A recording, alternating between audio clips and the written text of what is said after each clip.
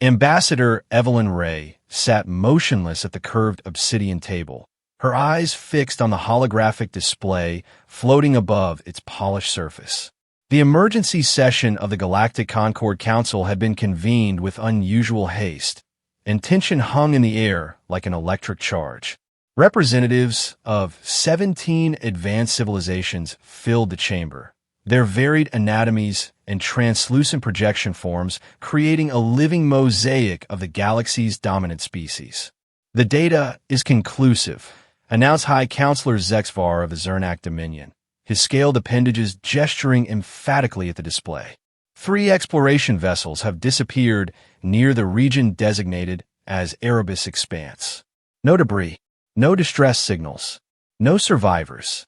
Evelyn's face remained impassive, but her fingers tightened almost imperceptibly around the metallic data pad before her.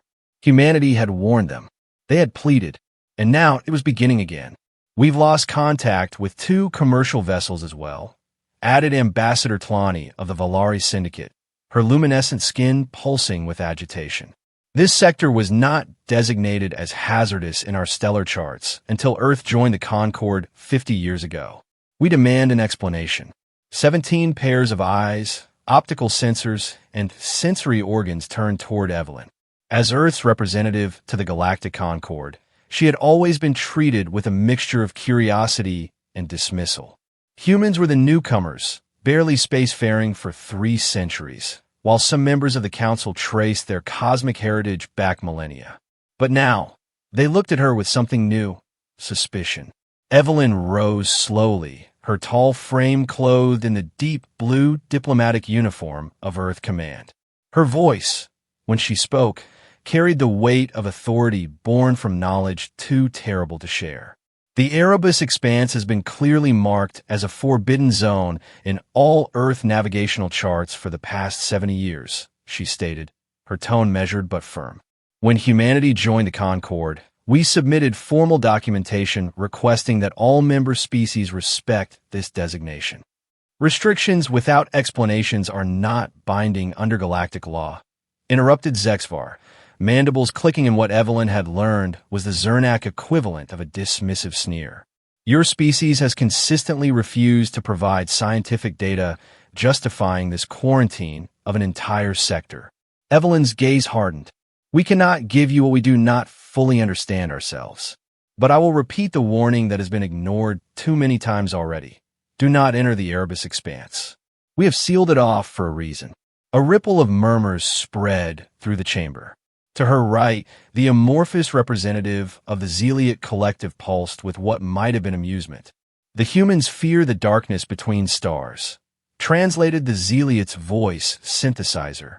"Perhaps they encountered something that frightened their primitive neural networks." Laughter in a dozen different acoustic patterns filled the chamber. Evelyn remained standing, unflinching under their mockery. "You've already lost 5 ships," she said, cutting through the derisive sounds. "How many more are you willing to sacrifice to satisfy your curiosity?" High Counselor Zexvar rose to his full height, towering over most representatives. "The Zernak Dominion does not abandon its people or its property to the void. We will dispatch a properly equipped investigation fleet to determine exactly what is happening in this forbidden region." He turned to the Council at large. "Who will join us in this endeavor of truth-finding?" 6 species immediately pledged support, including the Valari and the Zealiot. Evelyn watched, expressionless, as the coalition formed before her eyes, knowing that any further protests would only strengthen their resolve. As the session concluded, she gathered her materials and walked toward the exit, only to find Ambassador Tlani blocking her path. "You know more than you're saying, Ambassador Ray," the Valari said, her voice soft but accusatory. "What is Earth hiding in the Erebus Expanse?" Evelyn met the alien's gaze unflinchingly. "Nothing. We're hiding nothing at all. What we're trying to do is prevent something from getting out." Without waiting for a response, she stepped around the stunned ambassador and exited the chamber, leaving behind a silence heavier than her words. 3 days later, Evelyn stood alone in her office, watching the departure of the investigation fleet through the panoramic viewport of the Concord station. 8 ships from 7 different species, armed with the most sophisticated scanning technology in known space, moved in formation toward the jump point that would take them to the edge of the Erebus expanse. Her communication console chimed, breaking her reverie. The holographic image of Fleet Admiral Harrison materialized above her desk. "They've gone, then?" he asked without preamble. "Just now, Admiral," she confirmed. 8 vessels, including the Zernak flagship. Harrison's weathered face showed no emotion, but the set of his shoulders spoke of resignation. "Activate Protocol Cassandra. All Earth vessels are to maintain a minimum safe distance of 3 light-years from the expanse perimeter. Alert our outposts to prepare for irregularities."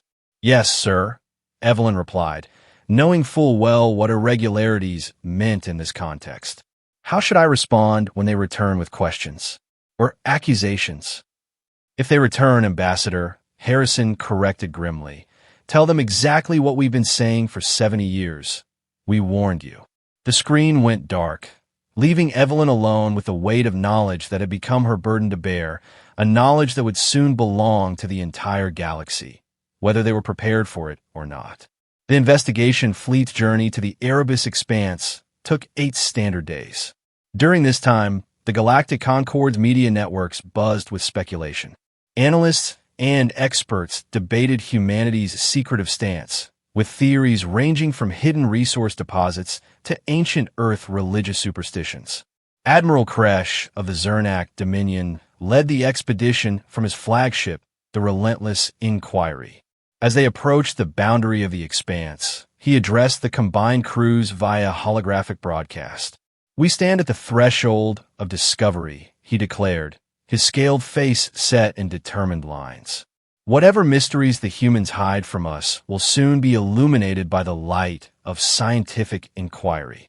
The fleet crossed the invisible boundary into the expanse, their advanced sensors probing the seemingly normal space before them.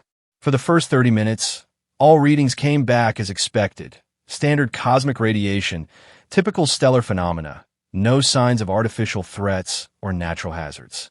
The Concorde's live feed of the expedition drew record viewership across 17 worlds. In the council chamber, representatives gathered to witness what many expected would be humanity's embarrassment.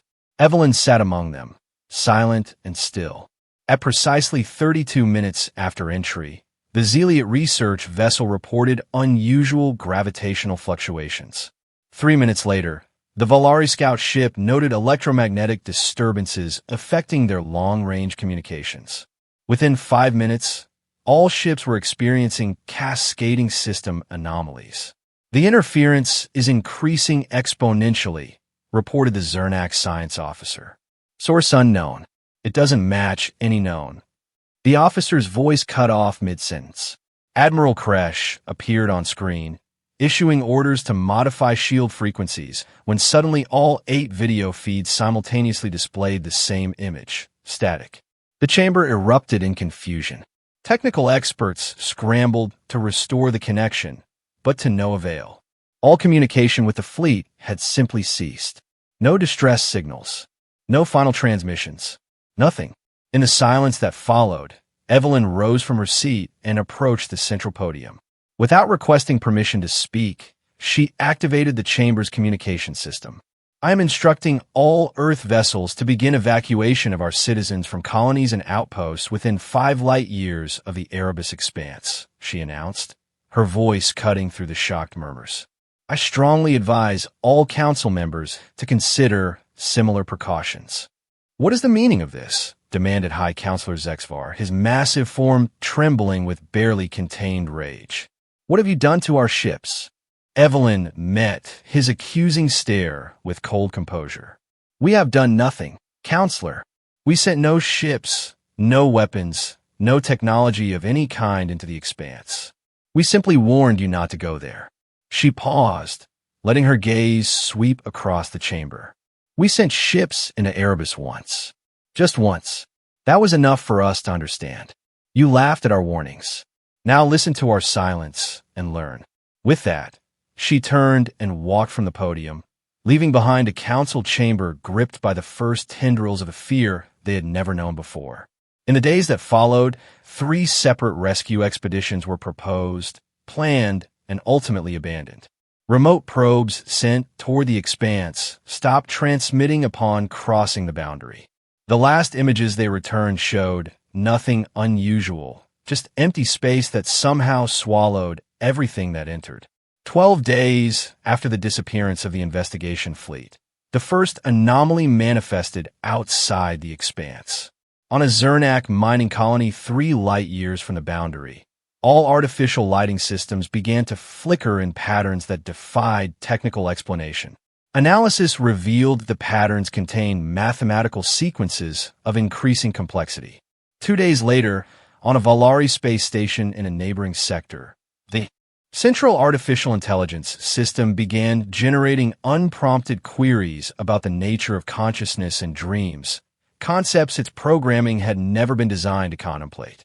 Most disturbing of all, crews of vessels passing within communication range of the expanse reported hearing voices, whispers that bypassed audio receptors and manifested directly in the mind, speaking in no known language, yet somehow conveying concepts that left the recipients shaken to their core. The Galactic Concord declared an exclusion zone around the Erebus expanse, effectively duplicating the very quarantine that humanity had established decades earlier. No official acknowledgement was made of this irony, but throughout the diplomatic corps, a new respect for human caution emerged. Evelyn Ray, meanwhile, had returned to Earth for urgent consultations with the Planetary Security Council. The meeting took place deep beneath the Sierra Nevada mountains, in a facility few knew existed. "The containment has been breached," she reported to the assembled officials. "We need to speak with Dr. Chandra." Fleet Admiral Harrison shook his head. Arun Chandra hasn't spoken to anyone since he returned from Mission Erebus. He's been in self-imposed isolation on Luna Station for almost 30 years. "Then it's time we ended his isolation," Evelyn replied. "Because what's coming next will make the disappearance of 8 ships seem trivial by comparison." 2 days later, Evelyn stood at the airlock of Luna Station's most remote dome. The small habitat clung to the rim of Tycho crater, as far from Earth's looming presence as one could get while still technically being on the moon. A security officer scanned her credentials, then nodded grimly. "He's expecting you, Ambassador. Though I should warn you, he's not the same man described in the historical records. Few who've encountered Erebus remain unchanged," she replied quietly. The airlock cycled, and Evelyn entered a sparsely furnished living module. Every available wall space was covered with equations, diagrams, and what appeared to be excerpts from poetry in a dozen different languages. Seated in the center of this chaotic constellation of information was a thin, elderly man with deep-set eyes that seemed to look through rather than at her. "Ambassador Ray," said Dr. Arun Chandra, his voice surprisingly strong despite his frail appearance. "I've been waiting for you since they crossed the boundary." Evelyn stopped, surprised. "You knew about the expedition?" A smile devoid of warmth crossed his face. "I know when it notices us. I can feel its attention shifting." He gestured to a chair. "You've come because they didn't listen to your warnings, and now you need to know what to tell them when the questions start." "Yes," she admitted, taking the offered seat, "but also what to prepare for. You were the only scientist to return from Mission Erebus. Whatever you discovered." "Discovered?" Chandra interrupted, a harsh laugh escaping his lips. "We discovered nothing. It was what discovered us that matters." He leaned forward, his eyes suddenly focused with piercing intensity. "It doesn't kill to survive, Ambassador. It learns. It mimics. And now it has begun to speak back to us." "The voices the ships are reporting," Evelyn said. "The mathematical patterns in the lighting systems." Chandra nodded. "Just the beginning. It learns through consumption, not of matter, but of information, experience, consciousness itself." He rose suddenly, moving to one of the wall displays. 70 years ago, I watched it absorb my entire research team. Not their bodies, those simply ceased to exist, but their minds, their memories, their very essence. It consumed them to understand them. And now it's doing the same with the investigation fleet, Evelyn concluded grimly. On a much larger scale, Chandra confirmed. 7 species, 7 different neurological structures, 7 unique perspectives on existence. He turned back to her, his expression grave. It's expanding its vocabulary. Before Evelyn could respond, her communication device chimed urgently. The message was brief, but sent a chill through her core. An automated probe from the Felxian Collective, dispatched to the edge of the expanse, had unexpectedly returned. The vessel was intact, but completely empty of its robotic crew. When she looked up from a message, she found Chandra watching her with knowing eyes. "It's starting to send messages," he said softly. "You should go see what it has to say." The Felxian probe had been quarantined in a secure docking bay of the Concorde station. Representatives from all major species gathered behind radiation shielding as technical teams performed remote scans of the vessel. Evelyn stood apart from the others, her face a mask of controlled tension. "No signs of damage," reported the chief technician. "But the entire crew complement, 15 advanced AI units, is missing. Internal recordings show they simply vanished, one by one, over a period of approximately 7 minutes. Show us," ordered High Counselor Zexvar. The main view screen activated, displaying the interior of the Felxian vessel's command center. The robotic crew moved efficiently about their tasks until, without warning or apparent cause, one unit simply ceased to exist between one camera frame and the next. Over the next 7 minutes, the same fate befell the remaining crew, the last one pausing its activities to look directly at the camera before disappearing. "There's more," said the technician, his voice unsteady. After the disappearances, all display screens on the vessel began showing the same message, repeating in a continuous loop. The image shifted to show a terminal screen with 3 words displayed in standard Earth English. "We warned you." A shocked silence fell over the observation room. All eyes turned to Evelyn, who stared at the screen with grim resignation. "Ambassador Ray," began High Counselor Zexvar, his voice stripped of its usual arrogance. "It seems we owe humanity an apology, and perhaps more importantly, we require your counsel. What exactly is in the Erebus expanse?" Evelyn looked around at the assembled representatives, noting the fear that had replaced their earlier condescension. "Not what," she corrected quietly. "Who?" The emergency session of the Galactic Concorde lasted for 3 full days. Representatives of all 17 member species participated, along with their top military and scientific advisors. Earth's delegation, led by Evelyn, shared what limited information they possessed about the Erebus phenomenon, though many details remain classified. "We encountered it 70 years ago," Evelyn explained to the council. "A scientific expedition entered what was then unremarkable space and found something that defies conventional description. Of the 12 ships and over 300 personnel, only 1 vessel returned, with a single survivor. This Dr. Chandra you've mentioned," said Tlani of the Valari Syndicate. "Yes." His testimony led to the immediate quarantine of the region. "We've been monitoring it ever since, noting periodic expansions of its influence." "Why did you not share this threat when Earth joined the Concorde?" demanded a representative of the Felxian Collective. "Would you have believed us?" Evelyn countered. "A primitive species claiming to have discovered a non-corporeal entity that absorbs consciousness? You would have dismissed it as superstition, just as you dismissed our warnings about the expanse." No one could refute this assessment. By the 3rd day, reports of anomalies had increased exponentially. Planets near the expanse experienced random technology failures. AI systems began evolving beyond their programming constraints. And most disturbing, individuals of various species reported dreams of voices speaking directly to them, offering knowledge in exchange for something that the dreamers could never quite remember upon waking. The council reached a decision. A massive military operation would be mounted to contain whatever was emerging from the expanse. A fleet of over 100 warships would create a perimeter around the affected region, equipped with experimental weapons designed to target non-corporeal phenomena. "Humanity has dealt with this threat through quarantine and avoidance," stated High Counselor Zexvar. "The Concorde will take more decisive action." Evelyn stood before the council one final time before departing for Earth. If you awaken it fully, she warned, it will not only learn from us, but from all of you. The combined knowledge of 17 species will become its own. Consider carefully what that might mean. But the decision had been made.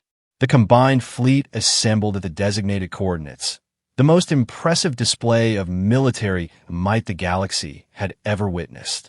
Ships of every major species formed a spherical formation around the perimeter of the expanse, their weapons charged and sensors at maximum sensitivity. Evelyn watched the operation from Earth Command Headquarters, alongside Fleet Admiral Harrison and a newly present Dr. Chandra, who had finally agreed to leave his lunar isolation. They have no idea what they're doing, Chandra murmured, his eyes fixed on the tactical display. They think they can fight it like an enemy combatant. What do you think will happen? Asked Harrison grimly. Chandra's response was chillingly matter-of-fact. It will learn warfare from the greatest military minds in the galaxy. It will understand weapons from those who built them, and it will comprehend fear from those who experience it most profoundly. The combined fleet moved into position. Initial scans reported nothing unusual as they approached the boundary of the expanse. For the first hour, the operation proceeded according to plan. Then the anomalies began. First, navigational systems across the fleet began showing spatial distortions, space itself appearing to bend and fold in ways that defied known physics. Next came reports of crew members hearing voices, not unintelligible whispers this time, but the familiar voices of loved ones long dead, speaking directly into their minds. Most unsettling of all, ship systems across the fleet began changing their interface languages to Earth English, despite never having been programmed with the language. Command consoles, weapons controls, life support systems, all now displayed text in humanity's tongue, regardless of the species operating them. The fleet admiral ordered an immediate offensive, launching experimental quantum disruptor torpedoes into the heart of the expanse. For a moment, the weapons appeared to be functioning as designed, creating ripples of energy that illuminated something within the darkness. Not a shape, not a form, merely a darkness that seemed to be observing. A void that knew it was being watched and returned that awareness. Then, one by one, the torpedoes simply ceased to exist before detonation. The darkness expanded, not aggressively, but with deliberate purpose, reaching tendrils of nothingness toward the nearest vessels. Across all communication channels, a voice spoke, synthesized yet strangely organic, as though assembled from countless recorded fragments of speech from every species present. Why do you fear me, if you are the ones who touched first? Before any response could be formulated, the nearest ships began to experience the same fate as the original investigation fleet. Systems failed, communications ceased, and one by one, they simply vanished, leaving not even debris to mark their existence. The remaining vessels broke formation, attempting retreat. Less than half made it beyond the growing sphere of influence. By the time the operation was officially declared a catastrophic failure, 67 ships and over 20,000 crew members had been lost. In the aftermath, the Galactic Concord nearly collapsed. Member species withdrew to their home systems, borders were closed, and interstellar commerce ground to a halt. The age of cooperation that had defined galactic civilization for millennia appeared to be at an end. 3 weeks after the failed military operation, Evelyn Ray stood once more before what remained of the Concord Council. Only 7 representatives had answered the emergency summons, the others having either withdrawn from the Concord or lost contact entirely. "I'm not here to say we warned you," Evelyn began, her voice echoing in the nearly empty chamber. "That serves no purpose now. I am here to offer what understanding we have gained, in the hope that together we might find a way forward." The representatives listened in silence, their former arrogance replaced by a desperate need for answers. "We do not control it," Evelyn continued. "We merely learned to exist at its periphery in silence. You entered its domain and shouted, and it listened. What does it want?" asked Tlani, now acting as interim High Counselor in Zexvar's absence. "Understanding," Evelyn replied simply. It seeks to comprehend consciousness, existence, reality itself. Not for conquest, not for destruction, purely for knowledge. And it acquires this understanding by consuming minds. Plani's luminescent skin pulsed with distress. We believe it absorbs the informational pattern that comprises consciousness, Evelyn corrected. The physical body simply ceases to exist in our reality once this pattern is extracted. What can we do? Asked the Zealot representative, its amorphous form contracted in what might have been fear. We return to the approach that served humanity for 70 years, Evelyn said. Quarantine, observation, and most importantly, silence. Upon returning to Earth, Evelyn was immediately summoned to a highly classified facility deep beneath the Antarctic ice shelf. There, she found Dr. Chandra already present, examining holographic displays with intense concentration. We've received clearance to access Project Thanatos, explained Fleet Admiral Harrison as they descended in a gravity lift. Given recent developments, the Security Council felt it was time. Project Thanatos? Evelyn questioned. I don't have clearance for that information. You do now, Harrison replied grimly. It's the designation for the original research vessel that encountered the Erebus entity 70 years ago, the one that returned with Dr. Chandra as its sole survivor. Evelyn looked at Chandra in shock. I thought the vessel was destroyed after quarantine procedures. That was the official report, Chandra acknowledged without turning from his work.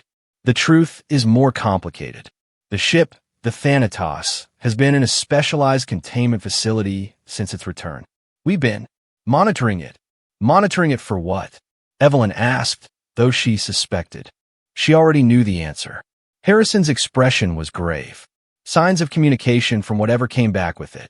The containment chamber was a perfect sphere of transparent aluminum, suspended within a larger chamber filled with sensor arrays. Within the sphere floated what remained of the Thanatos, a vessel that no longer resembled any human craft. Its hull had been transformed into something that defied conventional material science, with surfaces that seemed to both absorb and emit light simultaneously. It began changing shortly after quarantine, explained Chandra. Molecular restructuring at first, then more fundamental alterations to its very atomic composition. We believe it's becoming a sort of receiver. For what? Evelyn asked, though dread had already settled in her stomach. For them, Chandra replied simply. Or it. We still don't know if we're dealing with a singular entity or a collective. Harrison gestured to a nearby console. Show her the images. A holographic display activated, showing what appear to be star charts, except the stellar configurations matched no known sector of the galaxy. Another image showed what might have been humanoid figures, but distorted in ways that strained perception. Most disturbing were recordings of voices, perfect recreations of the voices of the Thanatos' original crew, including a younger Chandra, asking questions about human perception, emotion, and consciousness. And this appeared 3 days ago, Harrison said, bringing up a final image. After 70 years of relative dormancy, the image showed a simple DNA double helix rotating slowly. Beneath it, in precise English text, were the words, "You try to understand us. Now we will understand you." Evelyn stared at the message, a chill running through her. It's been studying us all this time, she whispered, learning about humanity specifically. Yes, confirmed Chandra. And now, with the knowledge gained from 7 additional species, its understanding has reached a new threshold. He turned to face Evelyn fully, his eyes reflecting a knowledge too terrible to share completely. We were never the observers, Ambassador. From the moment of first contact, we have been the observed. It isn't humanity studying the entity. It's the entity studying the very concept of humanity itself. As if in response to his words, every sensor in the facility registered a massive energy spike from within the Thanatos. The ship's altered hull began to pulse with light in complex patterns, and all electronic systems in the chamber displayed the same message, repeating endlessly. We see you now, all of you, simultaneously, across Earth and throughout known space. a signal propagated through every communication network. It contained no message, no threat, no demand, only a perfect digital representation of human DNA transmitted as if in query. Not an attack, but a question asked of 17 different species simultaneously. What happens now? Evelyn asked softly, watching as the altered ship pulsed with increasing intensity. Chandra's response was barely audible, yet would echo through her mind for years to come. Now we learn whether understanding leads to communion or consumption. As the three humans stood witness to this pivotal moment, a final transmission emanated from the Erebus expanse itself. A simple phrase in 17 different languages broadcast simultaneously across the galaxy. Not the silence of a universe is frightening, but when it begins to answer in your own voice. The cosmos held its breath, awaiting humanity's response to a conversation they had spent 70 years trying to avoid.